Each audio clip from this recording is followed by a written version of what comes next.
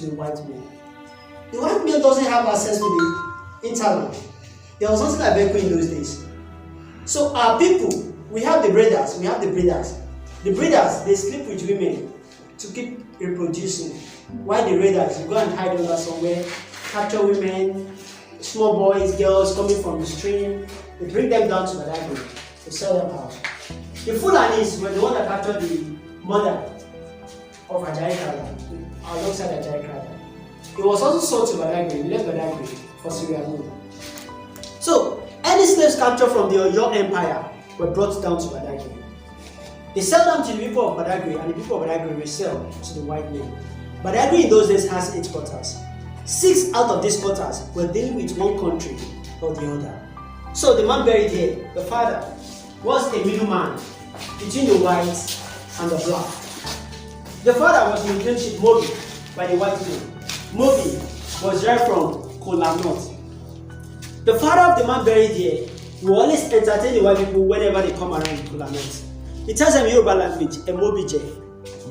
They will always hear him saying Emobije each time they come around. These people doesn't understand English. The man doesn't understand Yoruba. So they gave him a nickname from there, Chief Mobi. And so the family adopted Mobi as a family name. Mobi is now a chieftaincy title in Badagry of today.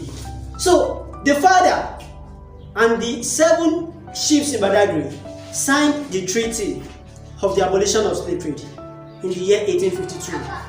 So the British slave merchants stopped coming to Badagry from the year 1852. The Portuguese were still coming. And so the man buried here waged war against the Portuguese slave merchants. This is the last vessel of slaves leaving Badagry. The slave inside the vessel, these are the real chain around their neck. And this was the staff of office during his lifetime. Whenever he's going out, one of his daughters will carry. You know, today when the governor is going out, Sani is always at the front. Whenever this man is going out there, one of his daughters will carry this at the front, eating this on the floor and shaking it. Whoever met her on the way, men prostrate, women kneel down to show sign of respect to him during his lifetime. The man died naturally on the 16th day of October 1893. If not for him, the trade will last longer. And the man buried here happened to be my great-great-great-grandfather. He stopped slave trade in Badagry. This is called the network for the neck of the slaves.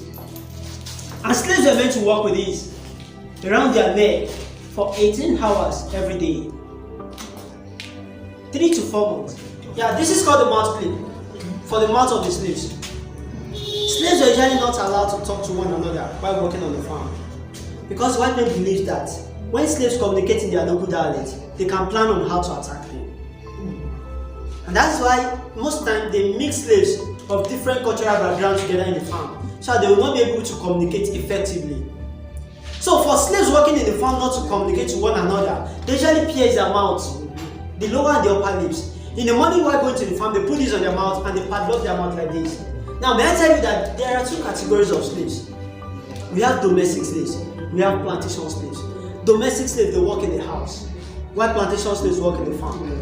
The male domestic slaves are usually castrated. They remove their testes. You agree with me that our dog, our animal at home, after castration, they become big, huge and tall. The same thing happens to human beings after castration. They become big, huge and tall. So they were used to carry heavy objects. Whenever they have war, they are going for war, they are always at the war front. That's the work of the male domestic slave. The female domestic slaves were used as wet nurse. Wet nurse is the sense that the white man doesn't want the breast of their wife to lose shape. They don't allow their wife to breastfeed. Whenever they discover that their wife is pregnant, they impregnate their female slaves. And the black woman will now be the one to breastfeed the child of the white woman. Most times they kill the baby of the black woman, or take that baby to another mother working in the farm to take care of. And this is used on the heads of the small babies. The babies of the slaves working in the farm, for them not to be jumping about the farm so as not to step on where their parents has planted. For them not to distract the attention of their mother, of their father, they gather the babies together, they chain their wrists with this size of the chain, make them sit under a tree, far away from where their parents are working. Why this is a torture weapon used on slaves who refuse to work inside the farm. Slave who disobey his master, they force this into their hand down to the wrist. And most times they will have to break the bone before this could get to the rest of the slaves. After forcing this to the rest of the slaves, they made this a climbing platform. They screwed it to a third tree, and they now remove the platform. The slaves will now be suspended on the tree, dangling from morning till night.